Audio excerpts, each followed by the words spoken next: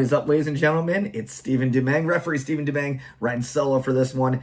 UFC 327 predictions for our good friends at 1495 Sports. Let's not waste any time. We'll look at the main card opening up the show. We have two Octagon veterans, Nate Landwehr, 18-7 against Cub Swanson, 30-14, who goes, holy moly. I mean, I feel like I just saw that fight with him and Jose Aldo in the WEC just yesterday. But man, that was, gosh, it's like 15 plus years ago, I believe.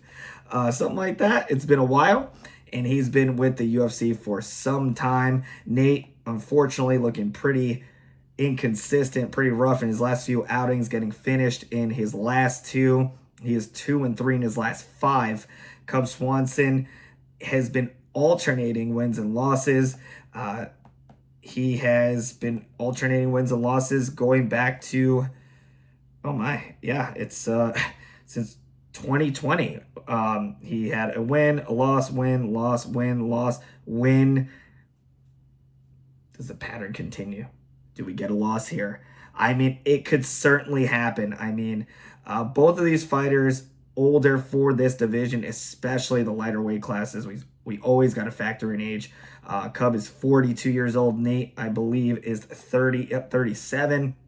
These guys are up there and potentially at the end of their careers.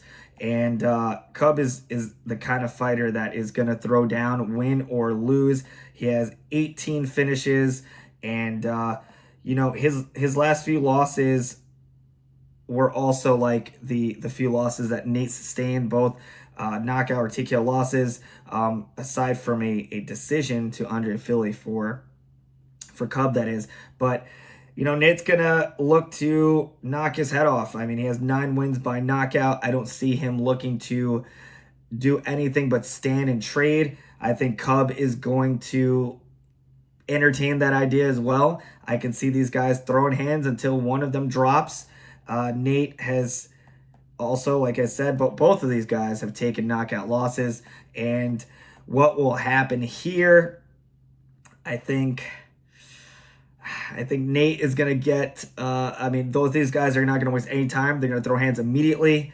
And I think Cub, will tag Nate, but Nate will be able to come back, and he will ultimately score a first-round TKO over Cub Swanson. I believe he'll be able to tag him late in the first round in what should be an entertaining fight. I don't think these guys are going to spend any other moment besides punching each other in the face or attempting to punching each other in the face.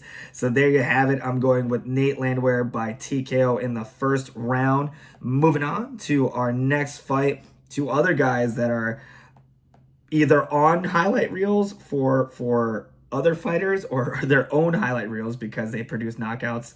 That is Johnny Walker, 22-9. Holy moly, 17 wins by knockout and or TKO against Dominic Reyes. We have Dominic 15-5, 10 wins by knockout and or TKO. He unfortunately took a brutal knockout loss to the current title challenger, or one of, rather, the current title challengers in the main event, that is Carlos Ulberg. Prior to that, he bounced back from a nasty 4-fight losing streak. He had 3 wins by knockout in a row, and unfortunately came crumbling in the very first round when he faced out with Carlos last year. Johnny Walker, 22-9, is coming off a win. Prior to that, he had a couple of losses, knockout losses himself. What's going to happen here? It's no surprise that both these guys want to, again, much like the opener for the main card, want to knock each other's heads off. And I think that's exactly what's going to happen. And I mean, it's a matter of who does it first. Both of these guys have had really tough knockout losses, and that is how I envision this one happening. I think we're going to see another first round knockout. But this one's tough because I feel both have power and both have chins that have unfortunately been cracked a lot. And with that in mind, this is a tough one. I feel like, I think it comes down to who has taken more damage here, but I feel like they've both taken an equal amount of damage in that regard. But I think Will we see Reyes return? I mean, he's looked like a superstar, and he's looked, unfortunately, he's taking some tough losses, like I said. Same to Johnny Walker. But with that in mind, I think we're going to see a first-round knockout win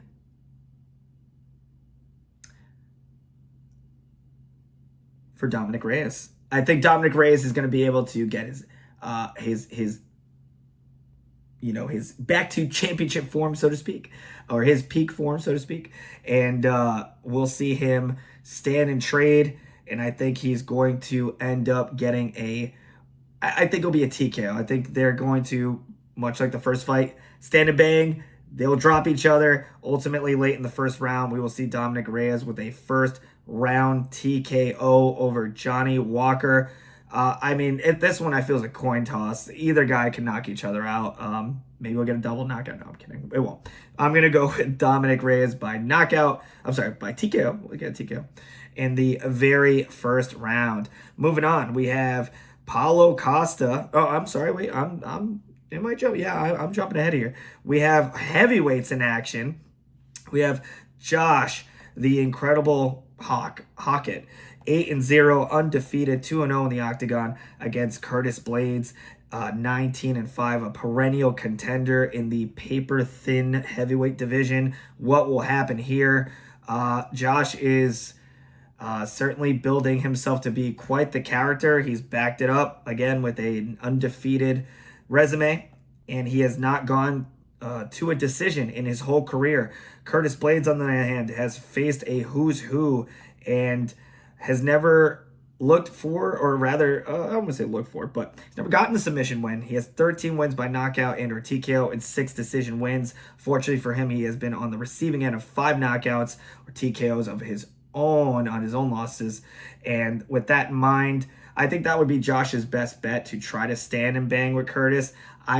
Blades is, in my opinion, is just, unless he gets kind of like provoked into standing and banging, I don't see that happening. He's a very smart fighter. I don't see that he's going to even give Josh a chance to do that. He's going to have a huge weight advantage. I think it's about 30 pounds or so. And him being the bigger guy, I think the better wrestler, it's just, I think he's going to stick to his game plan. He's going to keep the fighting on the feet to a minimum. I think he's going to be looking for constant takedowns. I think he can absolutely control the fight for 15 minutes. It's not a 5-round fight. We have not seen Josh go the full 15, and this is going to be the first one where we will.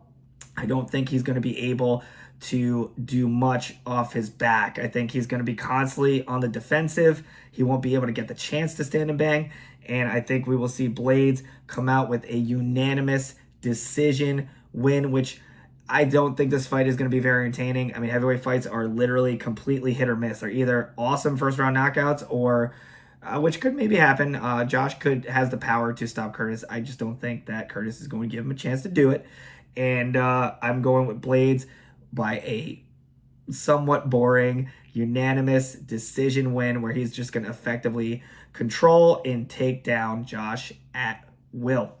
And he'll get back on, he's been alternating wins and losses rather, but I think he'll be able to start a new streak with this win.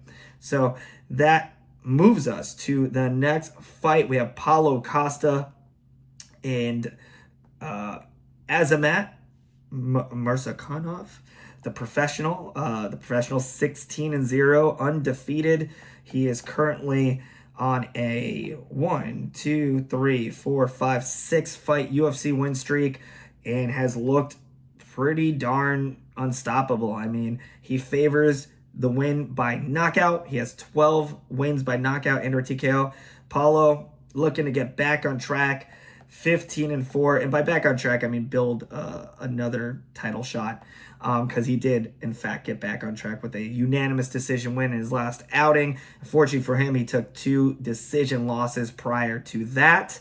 And what do I see happening here? I mean, I think if Paulo can push the pace and really dictate the fight, I think he could cruise to unanimous decision win. I just don't see that happening. I think Paulo is going to be push to the limit here. I think Azamat is going to look for the knockout. I don't think he'll be able to finish Costa. Costa's very durable. He has only one finish loss in his MMA or pro MMA career. And I don't see Azamat stopping him here. So I'm going to go, I think it'll be an entertaining fight. But, Costa, I think Costa's always entertaining, win or lose. But I think we're going to see him take a loss here, unfortunately. I'm going to go with, and still undefeated, Azamat Murzakanov by unanimous decision. And moving on to our main event, we have two feared strikers. We have Carlos Ulberg, 13-1, 8 wins by knockout and/or TKO. Currently riding a very good win streak. He has not lost in several years. He has not lost since his UFC debut. And he has rattled off 1, 2, 3, 4, 5, 6, 7, 8, 9. A very, very deserving title shot. 9 wins in a row against Jiří Procházka, 32-5-1. Will it finally happen? Will we finally see him get the title? I believe we will. He's currently riding a 2-fight win streak, 2 knockouts back-to-back over Khalil Roundtree and Jamal Hill. And I think we will see another knockout. We're talking about knockouts. These guys, the game plan, I feel, for either of these guys is pretty obvious. They love to go for the KO. Jiří has 28 wins by KO and/or TKO. Carlos has had that, like I said, that debut where he did lose by knockout. I do see them standing and banging. I see them trading, and I don't think this one goes past the second round. I think Jiří's going to get the better of him on the exchanges in the first round, ultimately get the finish in the second round. I think Ulberg,